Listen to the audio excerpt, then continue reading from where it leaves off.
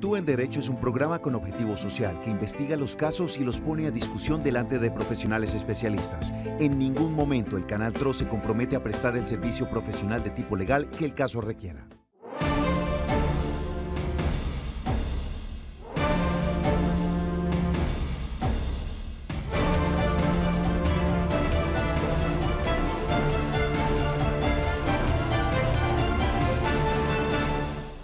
Hola, ¿qué tal? Un cordial saludo, bienvenidos a Actúe en Derecho. Después de las noticias, iniciamos con el programa jurídico del Canal TRO, dedicado a ustedes, a la comunidad, a atender estas situaciones donde seguramente están necesitando la ayuda de un especialista en Derecho. Y pues para eso está este espacio, para que traigamos a los especialistas, dedican su tiempo, una hora, a contestar cada una de esas inquietudes que usted nos va a poder mandar a través de WhatsApp o a través de la línea telefónica. Hoy la línea telefónica no va a estar funcionando, vamos a habilitar únicamente WhatsApp. Entonces, por WhatsApp nos van a enviar los mensajes de texto y de audio. Vamos a estarlos dándoles prioridad para atender esas inquietudes. Entonces, el número que usted debe anotar en este momento es el que tiene en pantalla. Le voy a pedir al máster que retiremos el número del teléfono para que no haya confusión y usted solamente se concentre en el WhatsApp 310-245-8548. Esa es la línea que usted tiene que tener presente. Nos envía un mensaje de texto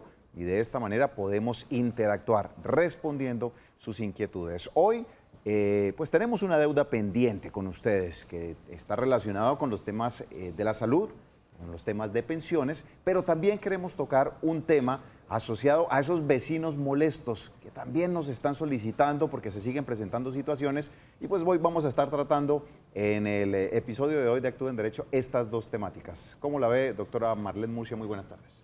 Muy buenas tardes, John. Buenas tardes a todos nuestros televidentes. Terminando semana, hoy sin teléfono, pero con la línea de WhatsApp disponible para que ustedes nos escriban y nos manden sus mensajes de audio. Tenemos a un especialista que nos va a colaborar en temas de salud, en temas laborales, así que esperamos que estén muy atentos y nos envíen todas las preguntas que tengan. Pues abogada, está con nosotros Samuel Villamizar, él es el abogado especialista de la casa que se va a encargar hoy precisamente. Él estuvo con nosotros el día miércoles atendiendo esta serie de inquietudes con respecto al tema de pensiones. Recibimos ayer una cantidad impresionante de preguntas que queremos sacar adelante. Y pues abogado, usted tiene esa responsabilidad en la tarde de hoy. Bienvenido. Bueno, buenas tardes, John. Buenas tardes a la doctora Marlene Murcia. Gracias por la invitación de tenerme acá.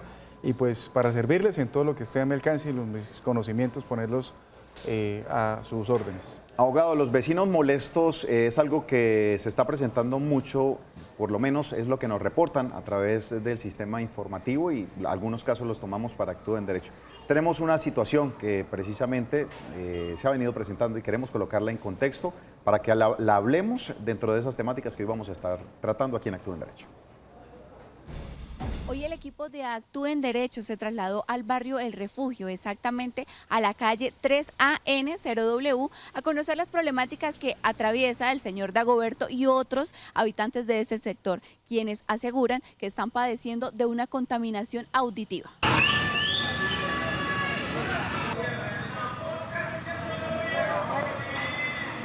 Acaban de arrendar una casa aquí en el barrio El Refugio, la tomaron en arriendo y resulta que pusieron un negocio. Ese negocio lo tomaron diciendo que era una fuente de soda y resulta que ahora último es una taberna. Entonces el ruido, ya de 3, 4 de la tarde hasta la medianoche, el ruido es insoportable. Ante esta situación, el señor Dagoberto junto a algunos de sus vecinos se acercaron a diferentes entidades en busca de ayuda. A la metropolitana se pasó petición a la alcaldía, a la curaduría por haber dado permisos a una parte donde es residencial y supuestamente era comercial. Se pasó a la arrendataria, a la superintendencia de salud y ahí no hemos estado fructuosos, o sea, ha sido fructuosa los llamados. Pero detrás de la venta de licor está la venta de chuzos, otra situación que afecta a los vecinos. Los preparan ahí entonces el humo, sí. Eso también tiene afectado bastante a la comunidad. En repetidas ocasiones han llamado a la policía, pero todo sigue igual. Es el decir que no tienen los equipos para venir a tomar los decibeles y eso. Bueno, este es el panorama que tenemos, uno de los casos, abogado, que se están presentando. ¿Qué hacer o qué hace una familia cuando dentro de una zona residencial se abre un negocio, un establecimiento y termina siendo de molestia para todos los vecinos? ¿Cómo abordar este caso, abogado? Bueno, en primera instancia hay que señalar que la Ley 232 de 1995 contempla unos requisitos para los establecimientos de comercio y a su vez el Plan de Ordenamiento Territorial permite dentro de determinadas zonas, si estas son residenciales, el funcionamiento de discotecas ni de bares no lo permite, de fuentes de soda. Lo que pasa es que las personas han utilizado y han tergiversado el tema de la fuente de soda convirtiéndolo en venta de bebidas embriagantes. ¿Pero eso lo permiten las fuentes de soda? No, fuente de soda sí, pero volverlo un bar, eso sí está totalmente prohibido. Pero en la venta de soda le permiten a usted comercializar licor. Sí, puede vender obviamente la cerveza, pero no para volverlo un bar o un sitio abierto de consumo de bebidas embriagantes. Entonces, frente a eso, habría que iniciar una acción administrativa ante la autoridad local a través de la Secretaría de Gobierno para que entre a vigilar los requisitos que tiene ese negocio y de no contemplarlos y no tenerlos, pues obviamente las sanciones correspondientes, que puede ser la suspensión inicial, porque pues no va a ser el cierre de inmediato, sino la suspensión inicial, aplicando el debido proceso, y posterior a ello sí vendría el cierre del establecimiento de comercio. Eso por el lado administrativo. Sí. Por otra parte, de acuerdo al Código Nacional de Policía, las personas lo que pueden hacer es, si están en un barrio, buscar a través de la Junta de Acción Comunal, con el Comité de Convivencia y Conciliación, un acercamiento con la persona que está provocando y causando perturbando la tranquilidad, causando alto sonido con este establecimiento para que la persona pues corrija la medida. Si resulta fallida esa primera instancia de conciliación, que es muy difícil que resulte satisfactoria, la Policía Nacional está facultada para imponer los comparendos. Y estos comparendos, por este daño, por esta afectación ambiental, pues obviamente le van a causar un perjuicio económico a la persona que está ocasionando o está originando esa afectación como tal. Entonces, viene una afectación o viene una sanción, mejor, equivalente creo que a 393.000 pesos aproximadamente, por incumplir con el tema del ruido que está provocando. ¿Pero este es un tema netamente policivo? Sí, pues el nuevo Código de Policía lo trae y lo contempla y le da facultades a la gente de policía para que lo realice y de todas maneras esta decisión tiene un recurso de apelación ante el inspector de policía en segunda instancia para que decida si mantiene o modifica esa sanción como tal. Aquí no se podría intentar de pronto uno por el tema de perturbación a la posesión. ¿No es eso también como una perturbación a la posesión? No, yo lo diría, doctora, que es más un tema primero de normas de plan de ordenamiento territorial de un establecimiento de comercio que no está cumpliendo las normas de ley.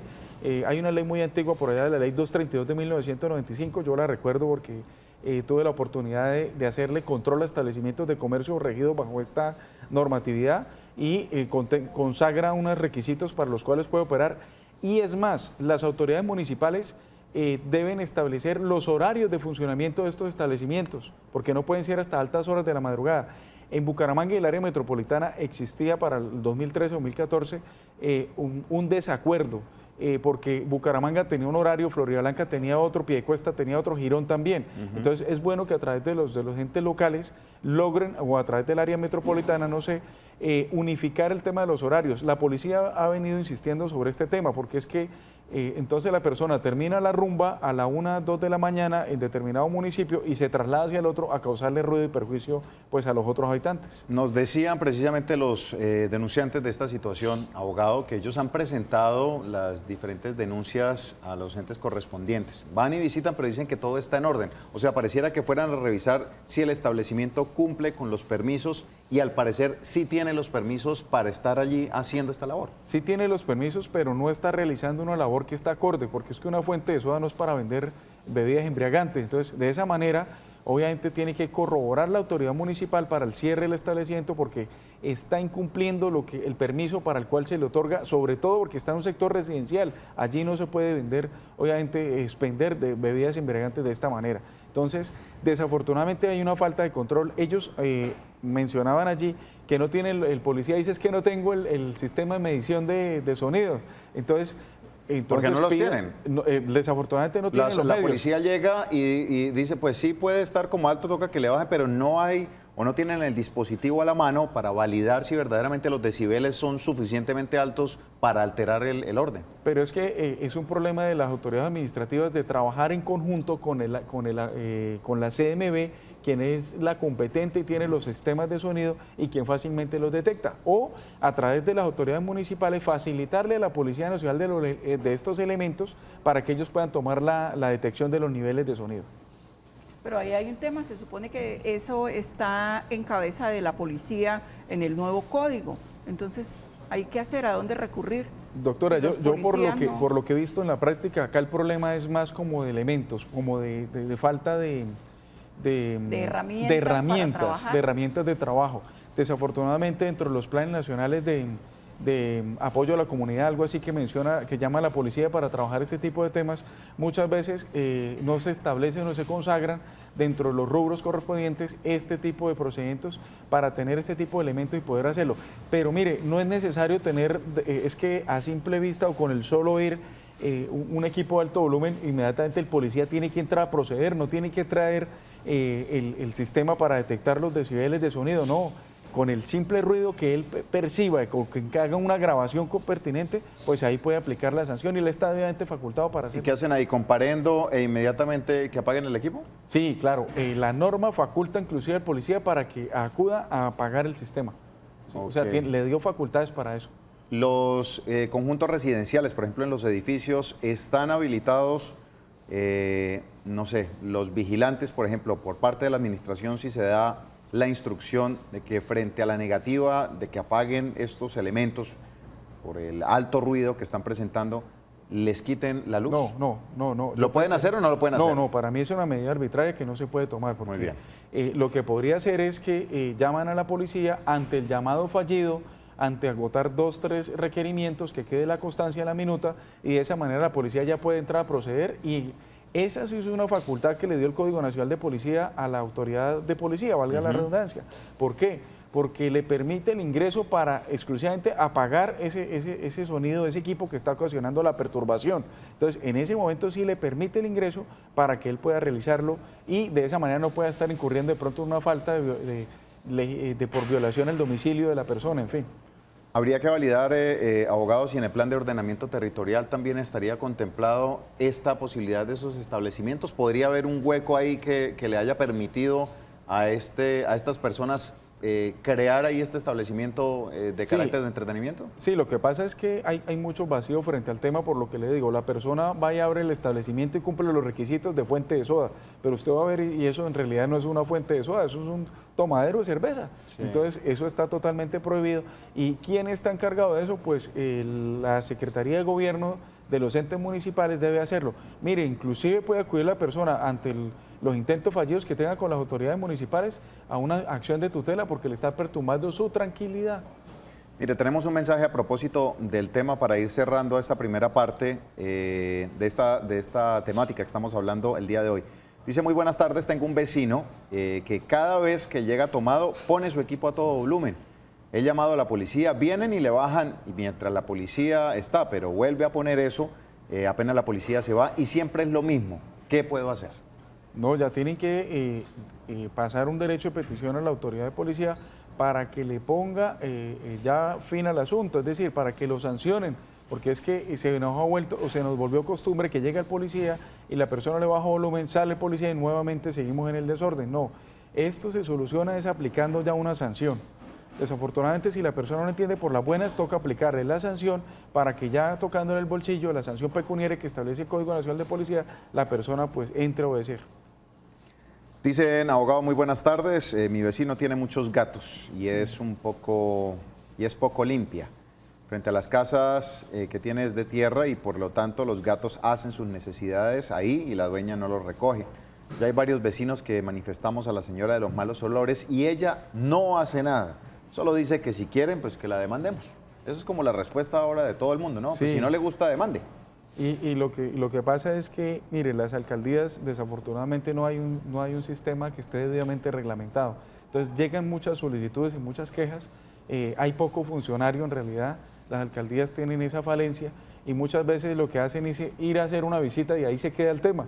Entonces es importante también por parte de los mandatarios locales como entrar a reglamentar el procedimiento para que cuando la persona radica la petición haya una medida de verdad que entre a corregir la situación.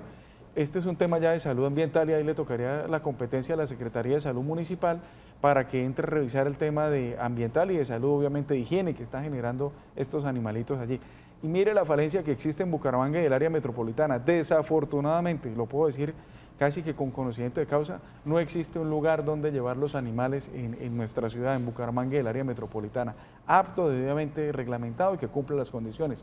Entonces, probablemente el policía también, ¿qué va a hacer? ¿Qué va a hacer con los gatos? Entonces para la casa de él, sí. se va a quedar ahí en una situación donde él no puede tomar medidas para garantizar, pues obviamente, los derechos de las personas. Y que no los puede tampoco sacrificar, ir a tomar esa medida, porque inmediatamente está también la ley encima por la protección de los animales, y bueno, ahí había que... Es un hueco, ¿no? Es un hueco que hay y la administración de cada municipio sería la encargada de tener estas soluciones porque las problemáticas existen, pero no hay una política clara. En Bucaramanga y el área metropolitana hay acciones populares encaminadas a cumplir con una ley que obliga a tener el sistema de cosos municipales. Es el lugar donde llevan a todos estos animalitos que están por ahí en la calle, sí, causando algunos de ellos pues quizás malestar a la comunidad y pues desafortunadamente no se ha podido dar cumplimiento a este tipo de medidas. Mire, abogado, hay otra inquietud sobre este tema. Dice, muy buenas tardes, gracias por su programa. Mi caso es que tengo 2 vecinas que son de otra religión y 3 veces por semana se reúnen los de la iglesia y hacen un montón de ruido. Y eso es incómodo porque lo hacen en horas de descanso. ¿Ahí qué podemos hacer? Bueno, abogado, frente a la libertad de cultos también hay reglamentación. ¿Dónde pueden estar las iglesias, decibeles de ruido? Debe ser también les que aplica. no es, claro, También les aplica, y eso es bien no importante. es una congregación debidamente constituida y entonces está violando la ley. Sí, eso es precisamente lo que vimos acá en Bucaramanga cuando en manos pues, del mandatario Rodolfo Hernández se iniciaron una serie de acciones en contra de algunas iglesias porque estaban perturbando la tranquilidad con el sonido que estaba provocando. Pero esto también obedece al crecimiento y al desarrollo de los barrios y de las comunidades de manera desordenada y sin un control previo por parte de la autoridad municipal. Pero obviamente pues está obligado, esta persona ponga la queja ante la autoridad municipal y también llame a la policía para que le aplique las sanciones. Si bien es cierto, tienen sus derechos a su libertad religiosa, también obviamente tienen el derecho a conservar los niveles por lo menos mínimos de ruido, claro, o máximos. O el tema, está la otra posibilidad que es la insonorización del establecimiento donde están, y existen algunos templos de diferentes iglesias, sin importar el culto, que tienen sus reuniones, no afectan absolutamente a nadie porque tienen absolutamente el lugar insonorizado y no tienen ningún inconveniente. Eso es otra de las estrategias como a tener presente. Vamos a seguir leyendo mensajes que nos están escribiendo nuestros televidentes. Dice, muy buenas tardes, es que a mi hermano un vecino le pegó un botellazo en el rostro y los médicos le dijeron que tiene parálisis facial y demandamos al señor, pero no nos han solucionado nada desde ese entonces. Quería saber qué debemos hacer. Muchas gracias. Bueno, es un tema de lesiones personales, entonces tiene que acudir a la fiscalía a formular la querella, es un delito querellable. Si no formularon la querella dentro de los 6 meses siguientes, por no haberla formulado, pues obviamente ya les prescribe. Es necesario estar pendiente con la fiscalía para que cite a las partes. Inicialmente lo que hacen es llamar a conciliación para que las partes se pongan de acuerdo y puedan llegar a conciliar, valga la redundancia, a sus diferencias, en este caso provocadas por esta lesión. Es un delito querellable que admite el desistimiento y admite también la conciliación.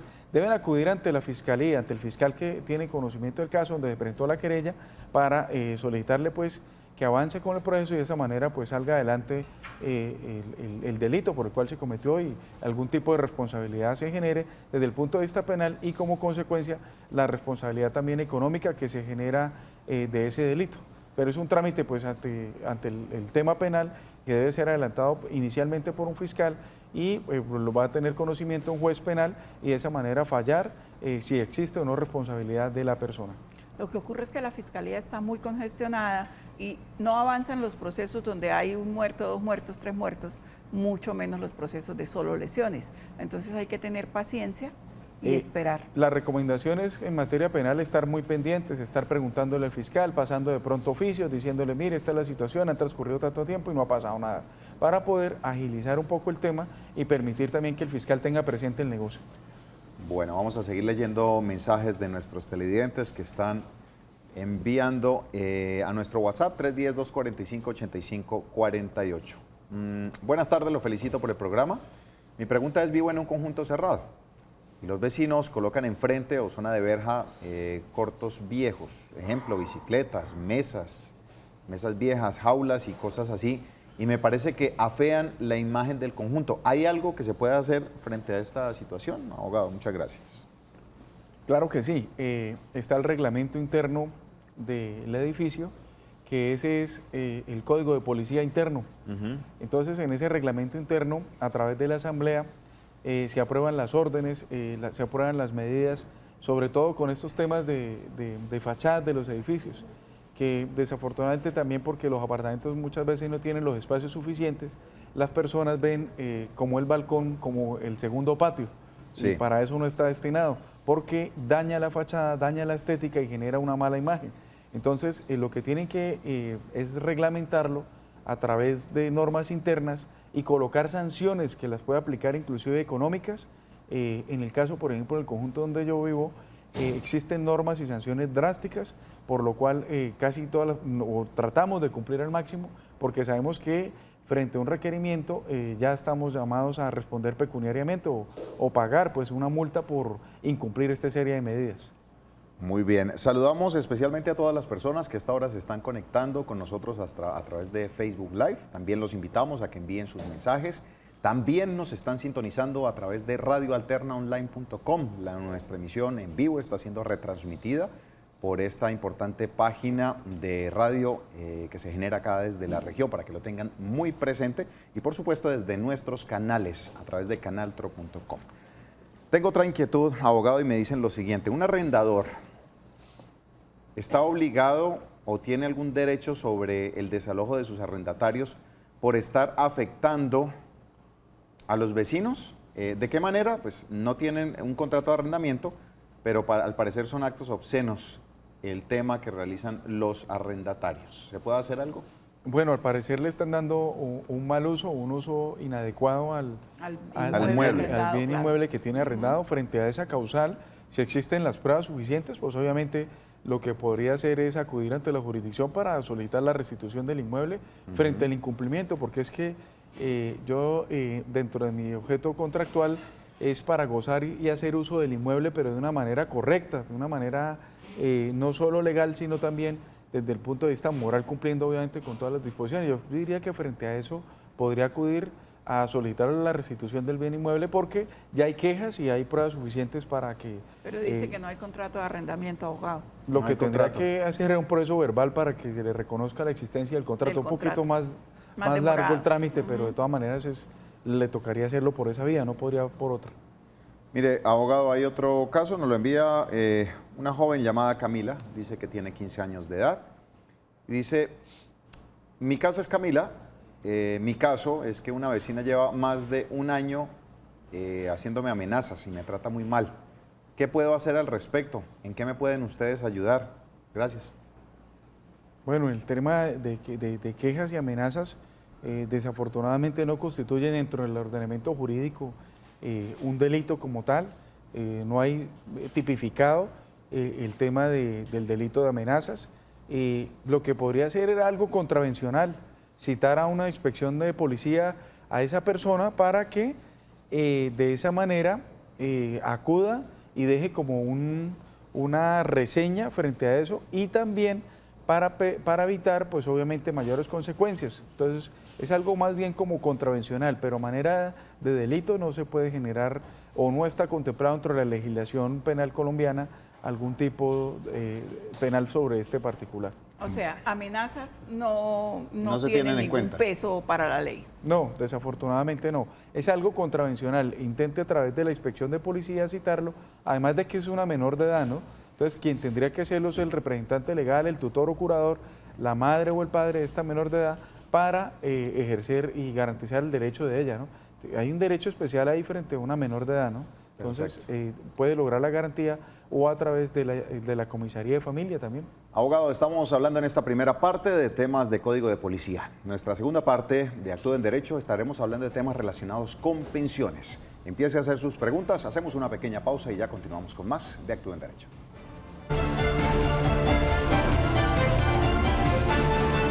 Uno de los temas más controversiales a nivel país, sin duda, es el pensional. Por eso a diario a nuestro programa Actúe en Derecho llegan casos e inquietudes relacionados a este tema, tal como quiénes hacen parte del régimen público o privado, cuál es la edad para acceder a la pensión, qué pasa con el dinero del afiliado si fallece antes de acceder a la pensión. De esta y otras más daremos respuesta a continuación. Pues bien, iniciaremos con el caso de la señora Estela Arturo, quien nos envía su mensaje desde Villa de Leyva, Boyacá. Buenas tardes. En el año 1959 me casé por lo católico y me separé a los 10 años después. El matrimonio nunca se registró en notaría ni hubo separación de bienes. Mi ex esposo murió hace un año y su última compañera reclamó la pensión de Colpensiones. Quisiera saber si tengo derecho a ella o a una parte de ella y qué pasos debo seguir para reclamarla. Yo no tengo ningún ingreso, mis hijos me sostienen, agradezco su asesoría. Muy bien, iniciamos este segmento entonces hablando del tema pensional. Abogado, a propósito de la inquietud que nos hace la señora desde Villa de Leyva, ¿qué le podemos orientar? Bueno, acá es un tema de pensión de sobrevivientes. En el artículo 47 de la Ley 100 de 1993 establece los requisitos de los beneficiarios, en este caso es la cónyuge, sobreviviente o la compañera. Vemos que la señora señala que el registro de matrimonio nunca fue registrado, es decir, ese matrimonio a la luz del ordenamiento jurídico no existió, porque si no se registró no está debidamente constituido o legalmente establecido. De esa manera, y se separó, pero al parecer fue una separación de hecho la que realizaron, porque si no existió matrimonio, pues la consecuencia jurídica del mismo obviamente se deriva de ella. Entonces, como no existió, ella lo que tendría que demostrar lo tiene bien difícil porque para que se le dé un reconocimiento de un derecho, porque la persona con la que terminó conviviendo es la que entra a reclamar y ella debe mostrar, la compañera permanente última, que convivió los últimos 5 años con ella, con el señor, perdón. Entonces, en ese orden de ideas, ella lo que tendría que llegar a demostrar es que la convivencia o fue también con las dos señoras al mismo tiempo, y de esa manera que pasa en algunos casos de poder entrar a reclamar el derecho. La Corte ha señalado que en ese caso pues lo determina de acuerdo a una prorrata de tiempo entre las dos. Pero algo que hay que señalar y establecer acá, cuando son las personas casadas, legalmente registrado el matrimonio, y existe un divorcio, bien sea por notaría o por sentencia judicial, la excónyuge pierde el derecho a reclamar la pensión. Si está disuelta y liquidada la sociedad conyugal, ya no tendría derecho, y quien reclamaría sería la última persona con la cual convivió los últimos 5 años. Abogado, pero siendo un matrimonio por el rito católico, ¿el requisito del registro se puede surtir en cualquier tiempo? Sí, eso es lo que podría ser, registrar el matrimonio. Eso estaba pensando también, registrar el matrimonio para de esa manera, y presentar la reclamación. Y presentar la reclamación, sí, registrarlo ya después del fallecido, pero registrar el matrimonio. Claro, el matrimonio. Sí, con la partida de matrimonio que le expide el clero eclesiástico, claro, proceder a registrarla y de esa manera pues intentar una reclamación administrativa ante el Fondo de Pensiones. Ante la negativa, iniciar una demanda y el juez finalmente será quien decida si de verdad existe o no hubo esa relación de cónyuge. Muy bien, nos confirman que nuevamente nuestra línea telefónica está habilitada y ya tenemos allí a un televidente, está José Gustavo Gómez. Don José, ¿cómo le va? Buenas tardes. Buenas tardes, habla con José Gustavo Gómez, es que tengo una inquietud. Por favor. Buenas tardes para los doctores y para la doctora Marlene. Lo que pasa es que yo salí de 50 años pensionado en el año 2002. Sí. Buenas tardes, doctor, ¿cómo está? Buenas tardes, pensión de invalidez, me imagino. Sí, la inquietud para la doctora, porque yo salí pensionado de 50 años por invalidez, el 75%, pero me hablan de la segunda pensión, voy a cumplir los 65, que si tengo de derecho a la segunda pensión. ¿Siguió cotizando? Si usted siguió cotizando al sistema de seguridad social en pensiones. Bueno, no nos escucha don José, planteémosle el panorama, suponiendo que sí siguió cotizando. Pues digamos que es un tema de ser compatibles, como la pensión que él adquirió es de origen común, habría que revisar si se permite dentro del ordenamiento jurídico obtenerla. A mi juicio, de pronto no, porque sale la pensión, si él siguió cotizando, habría que mirar el número de semanas que tiene allí para ver si cumple con el requisito, pero a mi juicio me parece que no son compatibles la de invalidez frente a la de vejez. Habría que revisarlo muy bien porque no tengo ahorita, no le podría dar con certeza si son compatibles o no. Son compatibles, por ejemplo, cuando son de invalidez de origen laboral y de vejez, porque sale de dos fuentes diferentes. En este caso estaríamos hablando de una misma fuente porque está saliendo del mismo origen. Sí, entonces, habría que revisar por el origen, tema. pero habría que revisarlo, no del todo lo descarto, pero para un tema de compatibilidad entre los dos sistemas de pensiones. Muy bien, le damos otro mensaje que nos envían a través de WhatsApp. Dice, abogado, ¿qué puede hacer una persona que le faltan 3 años para pensionarse, pero ha pagado muy poco a pensión? Ahora le exigen pagar pensión o si no, no puede pagar salud. ¿Cómo se hace para que pueda pagar solo salud, ya que el dinero no le alcanza para solo pensión? ¿Se puede o no se puede, abogado? Muchas gracias. Bueno, yo tenía conocimiento que había una resolución por ahí del ministerio que permitía a las personas de cierta edad solo cotizar en salud, pero en el momento no tengo conocimiento si está vigente o no cuando ya están próximos a adquirir el derecho para que les permita solo cotizar en salud. No tengo ahorita la certeza para decirle si efectivamente puede hacerlo. Si la persona no tiene ningún vínculo contractual, pues yo le diría no debe cotizar y lo que debe hacer es como beneficiario de un hijo o de un familiar para poder garantizar su derecho a la salud o en el régimen subsidiado, ¿no? Para garantizar la garantía de ese derecho a la salud como tal. Sí existe una resolución, abogado, que dice que si usted ya, digamos, está próximo a cumplir la edad de pensión y no alcanza, ya es obvio que no alcanzan los años que le quedan, solo le permiten pagar salud.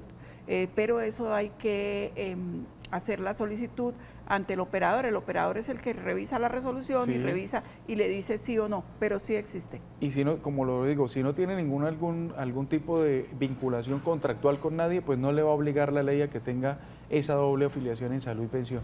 Porque esa garantía mínima la requiere, pues ya la tiene ganada porque le faltan pocos años para salir pensionado. Muy bien, tenemos un mensaje de audio que nos envían a través de WhatsApp. Escuchemos lo que nos preguntan los televidentes. Hola, muy buenas tardes. Le habla Luis Alonso Sánchez desde el municipio de Itagüí. Quisiera saber por qué a los pensionados el aumento es solo lo que equivale al IPC y no el porcentaje que se le aumenta a quienes están laborando.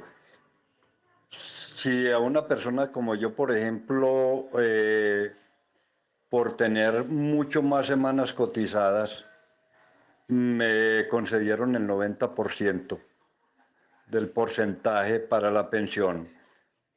Ya llevo 8 años de pensionado y actualmente estoy en el mínimo. ¿Por qué nosotros no pasamos de ese aumento, de ese valor por sobre el mínimo si nos pensionaron con ese 90% por todas las semanas que coticé? Muchas gracias.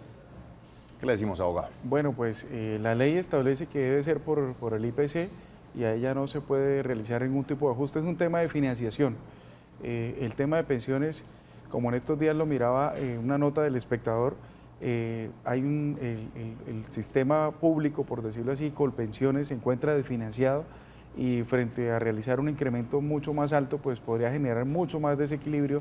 Lo que dicen los analistas y expertos en el tema es que las personas jóvenes en Colpensiones están subsidiándole la pensión con su aporte de cotización a los que están pensionados y pues realizar de pronto un porcentaje mucho más alto equivaldría a un desequilibrio económico. Esto lo hacen sobre cálculos actuariales y sobre bases ya establecidas. Es más, vemos que aún le han limitado el tema de reconocerle la mesada 14 y ya solo han limitado a menos mesadas de las que anteriormente reconocían. Entonces ya está definido el tema desde que nace la Ley 100 de 1993 y establece el incremento sobre el IPC.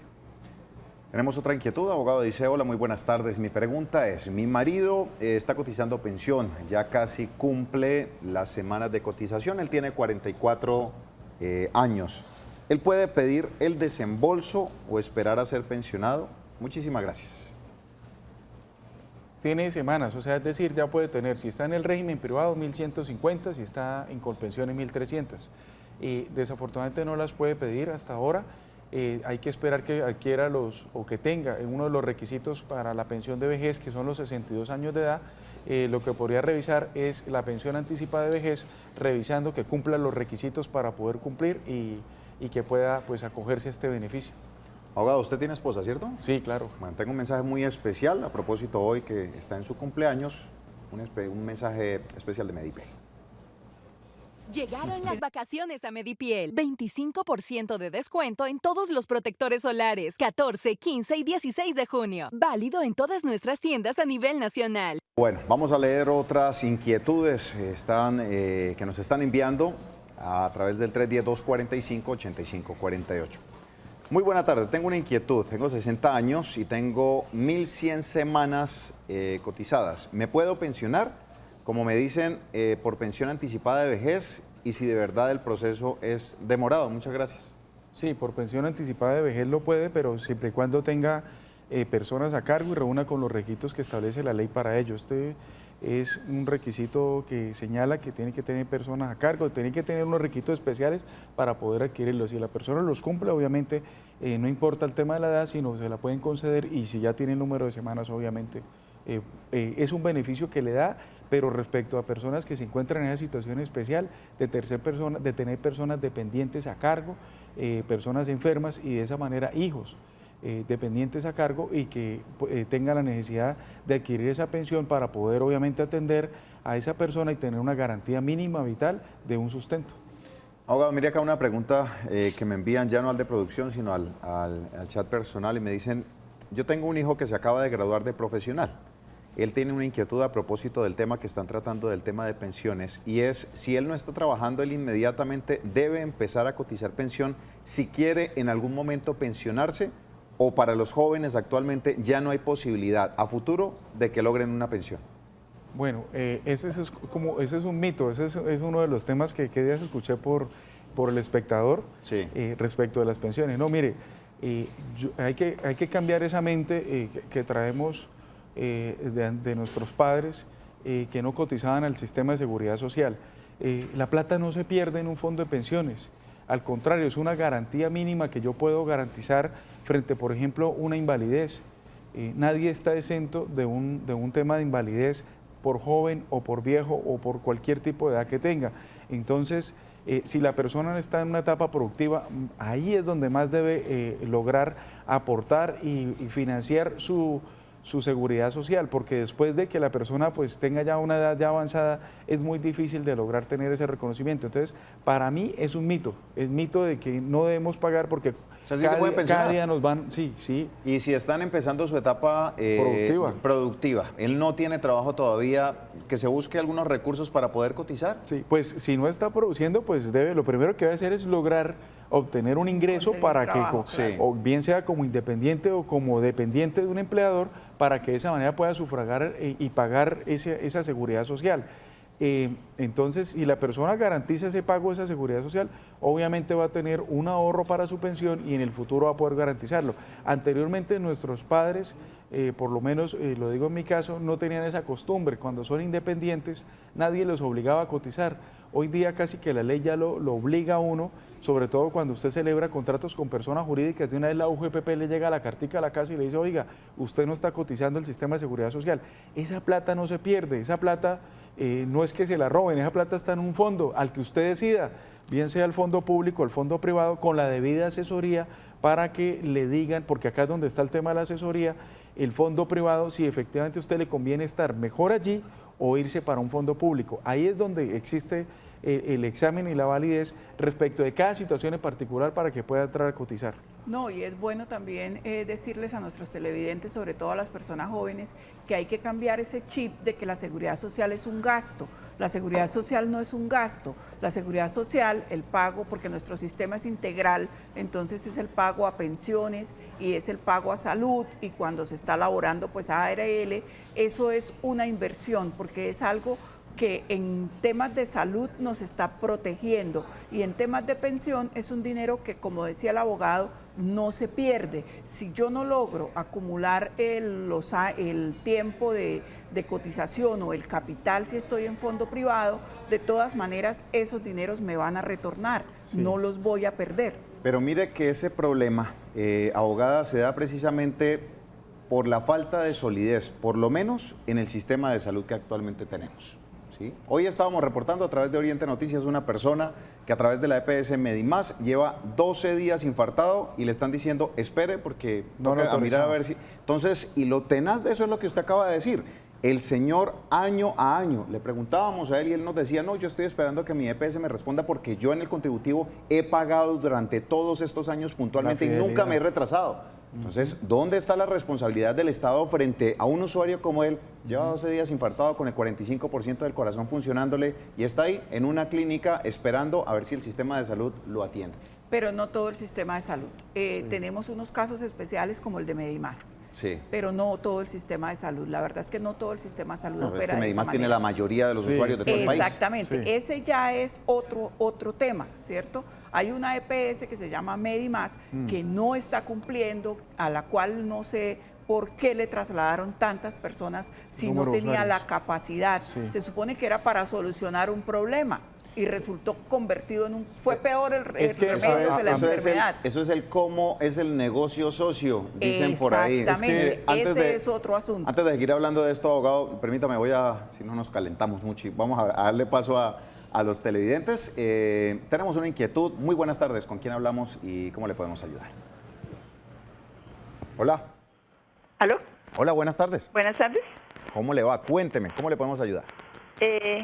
Mi pregunta es la siguiente. Yo me pensioné el año pasado, en julio del 2018. Sí.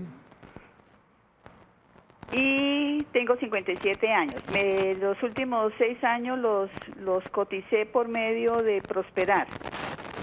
Mi pregunta es la siguiente. Hace 2 días un abogado comentó a otro oyente que después de me pensionaron con 1.600 una semana, fueron los total de los aportes que yo tuve. Mi pregunta es, y según lo que el abogado le decía a otro oyente, era que por cada 50 semanas uno podía pedir que le subieran la pensión, porque a mí me pensionaban por el mínimo. Muchas gracias. Nos decía un abogado hace unos días que por cada 50 semanas uno tenía el 0.5 de aumento. Sí, correcto. Creo. Entonces lo que pasa es una operación matemática. Entonces arranca con un 65%, máximo hasta el 80% de las 50 semanas adicionales. Es decir, por cada 50 que yo tenga adicionales de las 1.300, es decir, a las 1.350 yo tengo 65 más 0,5% para liquidarle sobre el ingreso base de liquidación. Si su ingreso no superaba el salario mínimo, no le va a arrojar, tiene que ser el salario mínimo.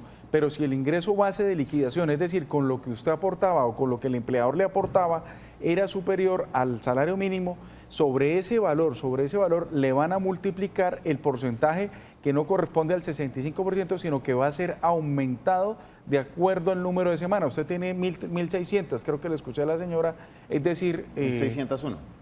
Es decir, tiene 600 dividido entre 5, hagamos la operación, sería más o menos 4 por 5, 20, como pongámosle 4% más para subirle 4 por 5, 20. Bueno, ahorita me confundo acá un poco. ¿Matemáticas? Sí, me gusta un poco el tema, para jugar con esto, pero sí, la persona tendría 300 semanas dividido entre 50, ahí le da la operación, ¿cuánto nos da? A ver si le podemos hacer acá para hacer el ejercicio. Hagamos el ejercicio para que la señora tenga más o menos, abogado? 300 dividido entre 50 le da 6 para subir.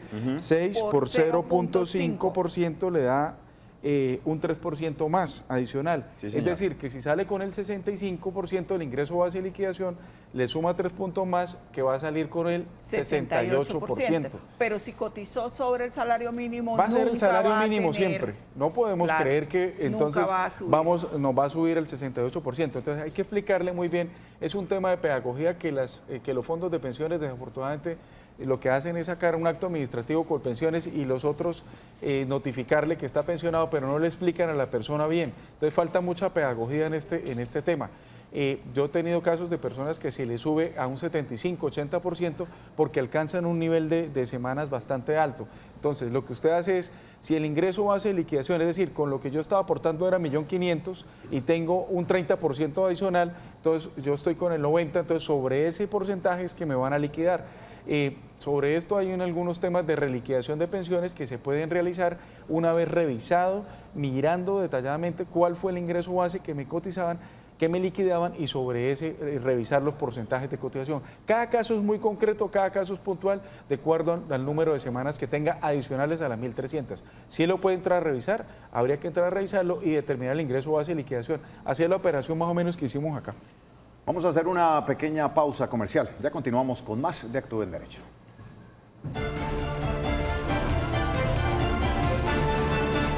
Continuamos en Actúe en Derecho. Vamos a atender a don Honorio, que se comunica desde Tame, Arauca. Don Honorio, ¿cómo le va? Bienvenido.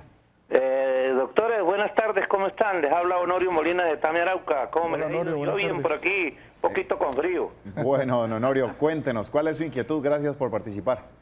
Gracias, doctor. Bueno, sucede lo siguiente, mi mamá falleció hace 4 años. Sí. Y ella le hicieron falta 3 meses para pagar lo que venía pagando sobre pensión. Mi pregunta es, ¿ella tiene derecho para alguna, o nosotros los hijos que somos 3 los que quedamos, tenemos derecho a reclamar alguna pensión o podemos retirar los ahorros o los aportes? Los aportes que ella hizo para la pensión? Don Honorio, gracias por su sintonía desde Tame, Arauca. Un saludo a todas las ¿A dónde personas cotizó? que No nos desde dice. allí nos escriben. No nos dijo si era un fondo privado o era Sí, o un el fondo régimen del de régimen. prima media. Pues Bueno, habría que plantearle los dos sí. escenarios, abogado. Este es el beneficio que traen los fondos privados. Si cotizó en el fondo privado, pues tienen derecho por herencia las personas, los herederos legítimos, a reclamar la devolución de saldos. Si es por Colpensiones, pues obviamente no tendrían derecho a, es decir, por el fondo público no, por el fondo privado sí tendrían derecho a reclamar y a pedir la devolución de los saldos como tal. Ese es uno de los beneficios que aplica para los fondos privados, ¿no? Que uno de los 6 beneficios que llaman ellos para atraer a sus clientes y poder que las personas resulten cotizando allí. Sí, pero en este caso, así hayan faltado 3 meses, no, si estaba en el régimen de prima media, o sea, en Colpensiones, no hay derecho a nada, se perdió. No, sí, porque no. Ahí lo que podrían hacer es la pensión sustitutiva Pero a las dice personas que que son tengan hijos. derecho. Sí, pero ya son hijos, de pronto son mayores de edad ya todos y no Ya tienen todos, derecho a eso. solo si tuviera menores O y personas si a cargo. tuviera en situación Sí, de discapacidad. Sí, señora, así es. Quiero hacer una aclaración sobre la pensión anticipada. Solo la pueden reclamar aquellos que estén en el régimen de ahorro individual, es decir, en los fondos privados, y no necesita tener dependientes a cargo, sino necesita tener ese el monto que ordena la ley para poder adquirir el derecho. Entonces, es importante establecer que para la devolución de saldos, es decir, aquellos que están en fondos privados, que ya tengan el total del capital ahorrado, pueden solicitar la pensión anticipada de vejez y de esa manera lograr pues su derecho a la pensión antes de adquirir la edad. Obviamente con lo cual recompensa o cuál beneficio, porque tiene la persona ahorrado ya el 110% que exige la ley para poder pensionarse. Entonces, hago la claridad sobre la pensión anticipada de vejez. Abogado, tenemos una mención muy importante de Medipiel. Llegaron las vacaciones a Medipiel. 25% de descuento en todos los protectores solares. 14, 15 y 16 de junio. Válido en todas nuestras tiendas a nivel nacional. Bueno, vamos a recibir una última llamada en la tarde de hoy. Muy buenas tardes. ¿Con quién hablamos y cómo le podemos ayudar? Con María Nancy. Es para una pregunta. Por favor, hágala, doña María. Sí, yo coticé pensión desde 1978. Me pensioné hace 4 años. Sí. A mí me sobraron semanas, pero entonces yo tengo entendido que a mí me pensionaron con un 90%. Ahorita la pensión me está llegando por 1.022.000 con, o sea, sin descontar lo de la seguridad, lo del salud. O sea, si estoy bien liquidada o porque hay que mejorar un poco de semanas. Doña María, habría que entrar a revisar su historia laboral, a ver cuándo adquirió su derecho, cómo le liquidaron el ingreso base de liquidación. Si quiere, pues si gusta, a través acá del canal me hacen llegar la resolución y con mucho gusto se la reviso y le establezco pues si obviamente quedó bien liquidado o no. Abogado, tenemos una última inquietud. Dice, muy buenas tardes, pertenezco a un fondo de pensiones privado y tengo 1.450 semanas, 235 millones en ahorro promedio, 6.500.000 mensual y 57 años de edad. Y me dice el fondo que cuando cumpla 62 años, la pensión me quedaría en 1.200.000. Si es legal esto, ¿será que me puedo cambiar a pensiones? Urgente, pero no lo puede hacer de manera voluntaria, desafortunadamente. Esto es lo que han intentado, pues a través del plan de desarrollo también lo establecieron, pero por carecer de un principio de unidad de materia se cayó dentro del Plan Nacional de Desarrollo y lo que debe entrar esa persona es a demandar la nulidad de ese traslado para que una persona que tiene un buen ingreso económico, mire cómo es de desigual, mire una desventaja que tienen los fondos privados. Yo no les estoy haciendo acá mala campaña, pero sí resulta desproporcionado frente al capital, frente al ingreso base de liquidación. Esa persona fácilmente puede resultar pensionada en Colpensiones con 4.500.000. Entonces tiene que asesorarse, buscar un abogado, entrar a demandar la nulidad de ese traslado por la mala asesoría, porque eso se origina a raíz de la mala asesoría que le dio el fondo privado para atraer la persona y no darle la información correcta, eficaz, leal, porque yo no puedo traerme por tener un usuario a mi lado, decirle una información incorrecta de cómo va a salir pensionado. Y muchas veces ni siquiera se lo dicen, sino le traen una agenda, un lapicero y le ofrecen que le regalan un pase de cortesía en algún sitio y la persona cae y de esa manera no hubo un consentimiento informado que le permitiera tomar una decisión como objetiva. Cuando yo tenga 62, ¿cómo voy a salir pensionado acá? No me hicieron el cálculo y de esa manera la persona cayó allá. Abogado, muchas gracias por su participación, a la abogada Marlene, a ustedes por su sintonía. Los dejamos con la buena programación del Canal TRO. Bendiciones, feliz tarde.